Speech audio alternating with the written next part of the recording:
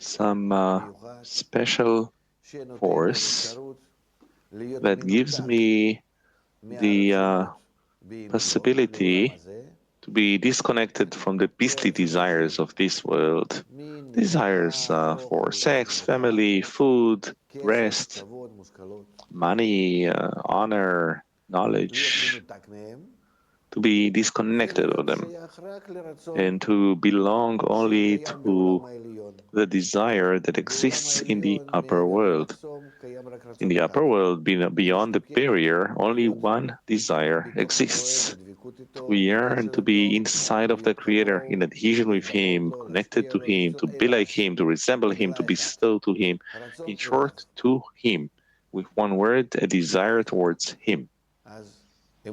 So, faith means a force that I receive from above. Certainly, it's not from myself. I can't make some effort, and by that, to want the Creator instead of all of the pleasures of this world, but rather through the efforts that a person makes in the society, in the group, in the study, with the intention to acquire this force of faith.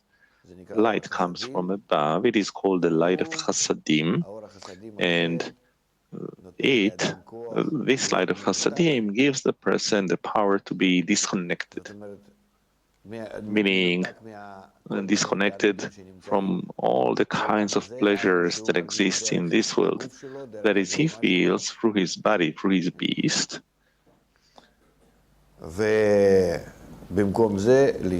And instead of that, to yearn for godliness. This force is truly a force that gives independence, the force of the light of Hassadim, the force of Bina. This is why Bina is called freedom, freedom from the angel of death. That is, freedom of being connected with our body that lives and dies.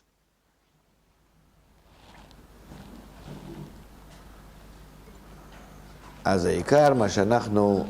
the most important thing we need in our study, now that we begin to learn, is to think about how can we acquire the power of faith.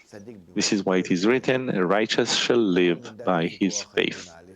Everything is measured by the power of faith, according to the measure of the ability to disconnect from everything there is around you, to look at it in a way that is completely objective from the side, and ascribe oneself to a desire that exists only in the upper world.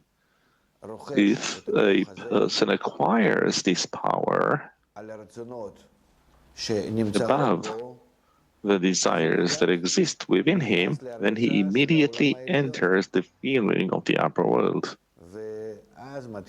And then he already begins to receive, besides the light of Hassadim, besides the light of faith, also the light of understanding, the light of Chokhmah, the light of attainment.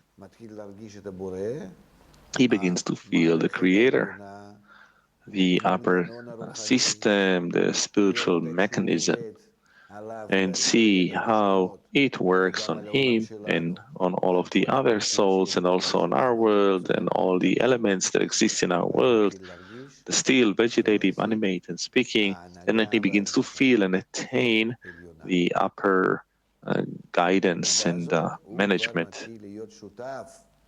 To that extent, he already begins to be a partner of the Creator. And it is all thanks to the power of faith that he acquires.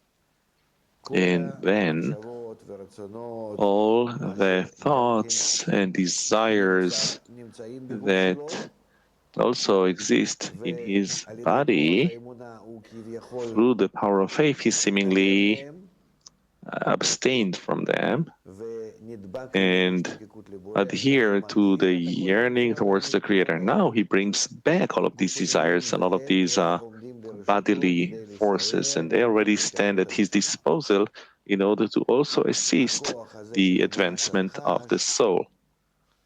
This power of faith that he acquired is called Moses, the faithful shepherd. This is why it is written about him that he is the faithful shepherd. His power is faith. And then all the desires of the person that he carries behind his force towards advancement to spirituality, it is considered that he is truly carrying, dragging all of his sheep, all of his people, all of the desires of the person towards the same process. This is what it says here in the title of this article. What does it mean that the people's shepherd is the whole of people? And then the whole people, all of the desires of the person join the same process and assist his advancement. Are there any questions? Yes, please.